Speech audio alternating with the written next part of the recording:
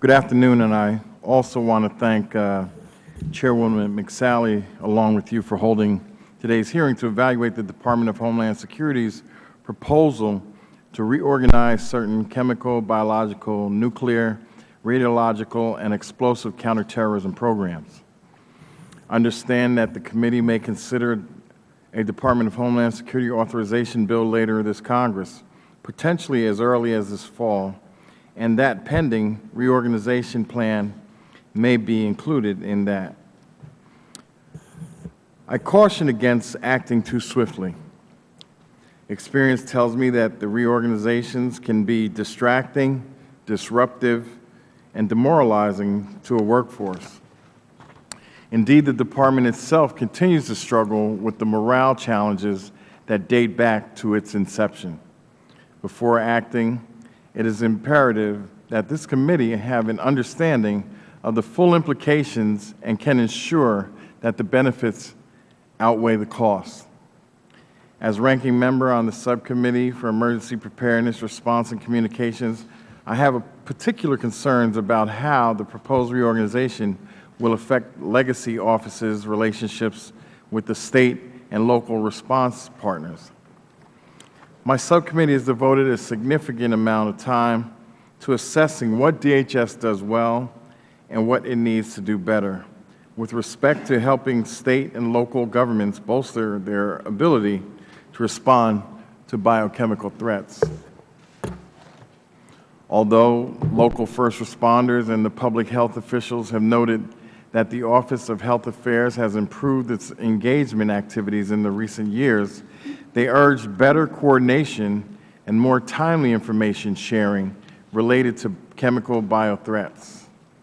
I'd be interested to hear what safeguards will be in place to prevent disruption of these important relationships and whether this reorganization is necessary to deliver the improved coordination, information sharing that state and local responders have been seeking for quite some time.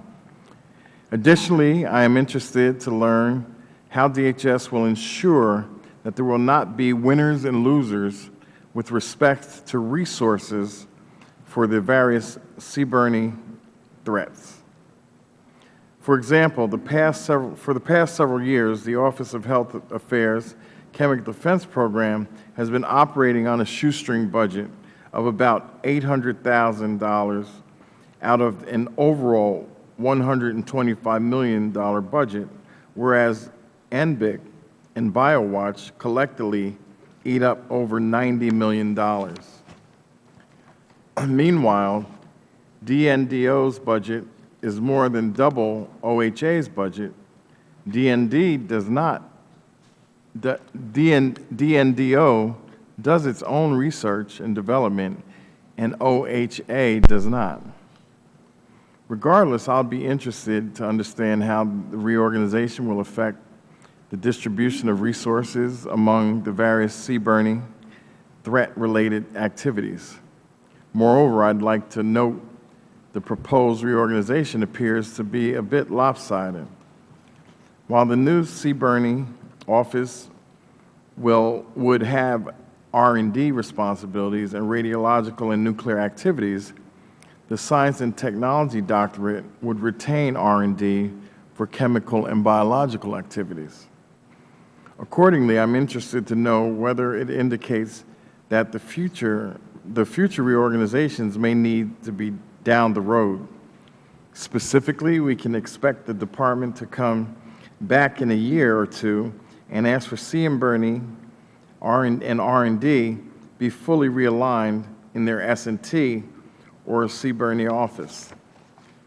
Finally, I would like to express my concern regarding the impact of the proposed reorganization on the activities of the Chief Medical Officer. I am particularly concerned about the risk that CMO would lose a direct line to the Secretary and that the CMO's DHS workforce health responsibilities would get lost in a larger CBRNE office. In closing, there are 4 fundamental questions that we need answered as we consider the Department's proposal. How will the proposed reorganization advance CBRNE missions while preserving existing relationships? What savings or additional costs will be incurred with the proposed reorganization yield? What improvements to oversight and management of the activities within this new office are expected to be realized? And finally, what steps will be taken to contain the negative impacts of such a reorganization on employee morale? And with that, Mr. Chairman, I'd like to thank the witnesses for being here today, and I yield back the balance of my time.